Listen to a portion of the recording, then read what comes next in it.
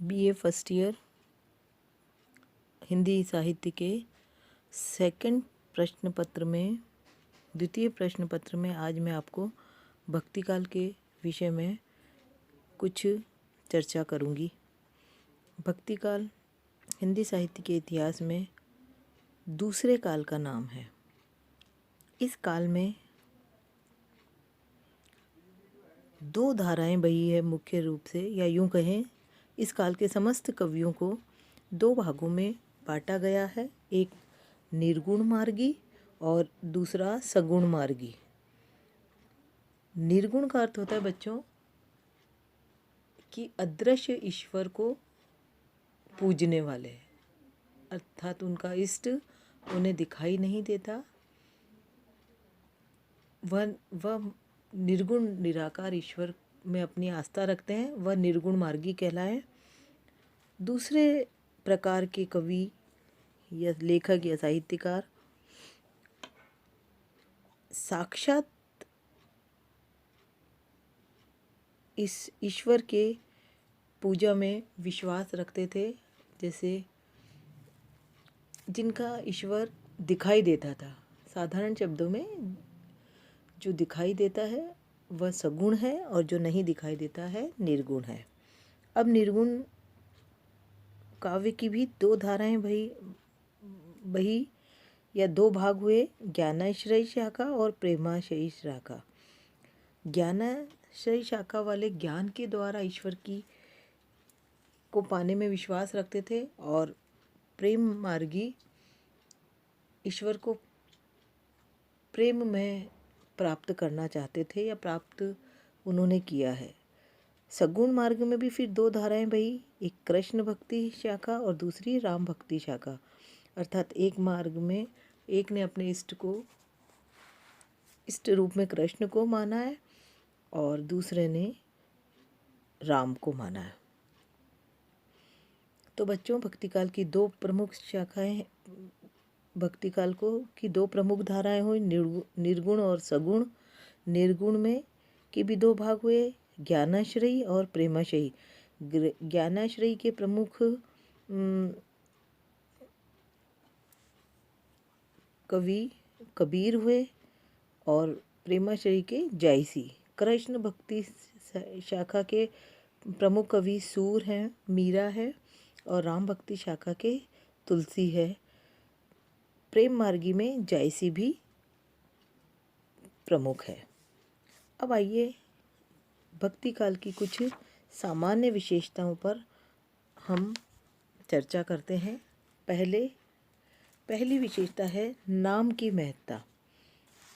जप कीर्तन आदि संतों, सूफियों और भक्तों में सामान्य रूप से मान्य है। जप कीर्तन, है ना। महात्मा कबीर नाम को सभी रसायनों में उत्तम समझते हैं। वह कहते हैं, राम रसायन हम करी, नहीं नाम सब कोई, नहीं नाम सब कोई। सूर ने भी गाया है, भरोसो राम को भारी। तुलसी ने भी राम के नाम को राम से भी बड़ा माना है। राम में निर्गुण और सगुण दोनों का समन्वय हो जाता है।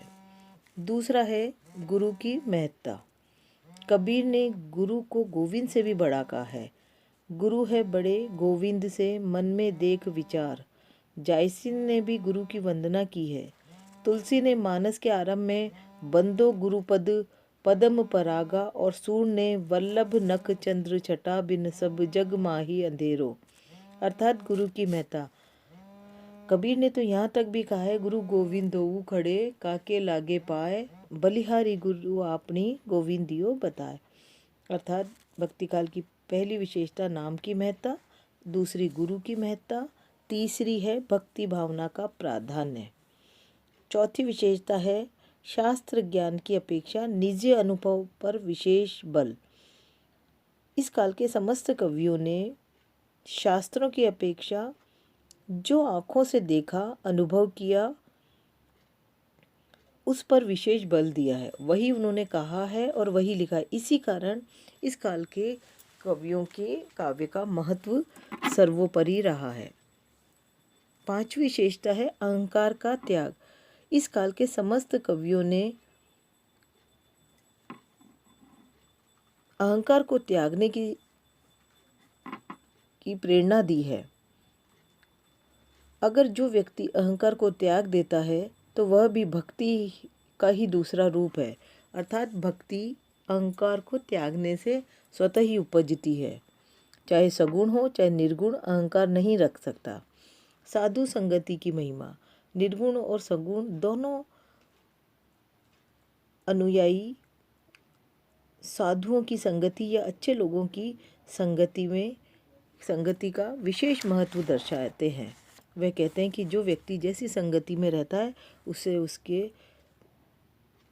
उसके गुण अवगुण अवश्य आते हैं। कबीरा साधु संगति की हरे और की व्याधि, संगति बुरी असाधु की आठों पहर उपाधि। सूर ने भी कहा है, तजीरे मन हरि विमुखन को संग। हे मेरे मन, जिसका मन ईश्वर में नहीं लगता, ऐसे लोगों का तू साथ छोड़ दे।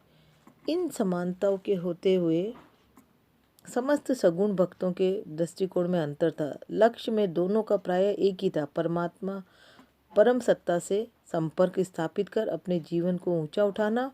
फिर भी उस सत्ता के रूप और उसकी प्राप्ति के साधनों में भेद था। इस प्रकार सगुण और निर्गुण काव्यधारा हमने देखी।